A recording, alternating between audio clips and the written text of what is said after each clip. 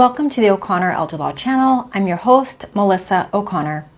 I'm a Florida-based elder law attorney who does estate planning, focusing on long-term care needs, commonly referred to as Medicaid planning, and I do probate, and I do it well.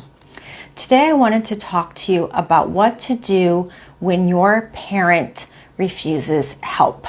But before I do, I wanted to invite you to schedule a free strategy session with me at eldermeeting.com. So many times in my practice, I receive phone calls from adult children who are concerned about their aging parent. They're concerned about their safety, about their recent decision making. They think that maybe their loved one is experiencing cognitive decline and making some poor choices or choices that are surprising to them because it doesn't meet their normal decision making standard and processes. And so they call me wanting to know what can they do.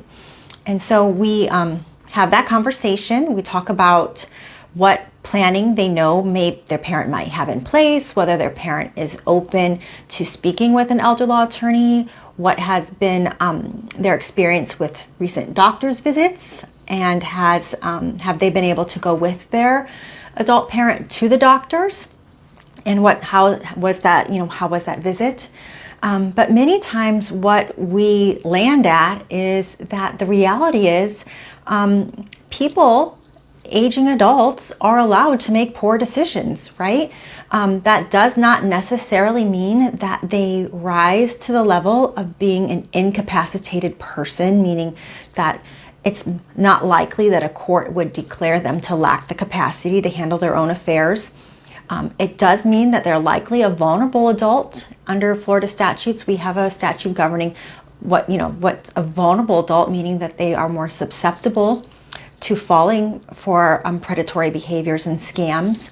And that at the end of the day, the only thing that you can do is to continue to be present, be a part of their life, and be a safety net and available to them if they are become more open to having help, or if it becomes apparent that the decline is now such that they would benefit from an intervention, whether it be a determination of incapacity, which is really hard to file, not so much legally difficult, but just it's hard for people to bring such petitions against their loved ones to say that they no longer have the capacity and to make them a ward of the state. That's a really challenging and difficult thing to bring into families, but sometimes it's necessary. Sometimes the aging parent will realize at a certain point that they do need help and become more open to it. And then you can have that conversation and get in place, the legal documents necessary to be able to safeguard and help them. Other things you might want to consider is putting ring cam in their home, or other sort of nanny type cams, or Life 360 app on any phone that they may have, just so that way you can provide some sort of monitoring and safety net if you really are concerned about true safety issues, whether it's a fall or opening the door to strangers, or any sort of marketer that comes by falling for them.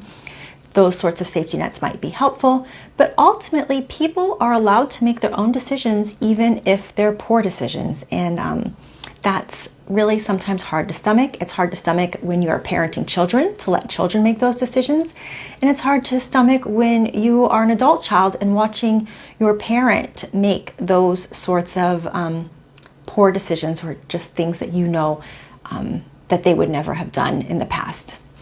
I hope this information has been helpful to you. If it has, I ask that you like and share with others. And as always, you're welcome to schedule a free strategy session with me at eldermeeting.com. Thanks for joining me.